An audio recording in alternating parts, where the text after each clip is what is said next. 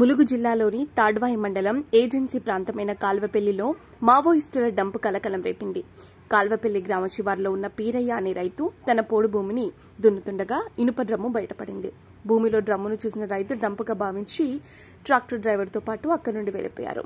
కాల్వపల్లి గ్రామంలోని డ్రమ్ములో సదరు రైతుకు నగదు, ఆయుధాలు లభించాయని స్థానికులు ప్రచారం చేయగా చివరికి ఈ విషయం పోలీసులకు తెలిసింది. దీంతో రంగంలోకి దిగిన పోలీసులు సంబంధిత ప్రదేశాన్ని బాంబ్ స్క్వాడ్తో తనిఖీ చేశారు. పోలీసులు తనిఖీ చేసిన ఇనుప డ్రమ్ములో ఎలాంటి ఆయుధాలు గానీ నగదు గానీ లభించలేదు. తర్వాత రైతు పీరయ్య, ట్రాక్టర్ డ్రైవర్ను పోలీసులు అదుపులోకి తీసుకుని వారిని విచారించారు.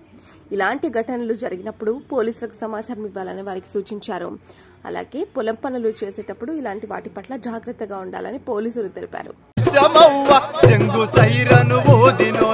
జనం కై పోరాడి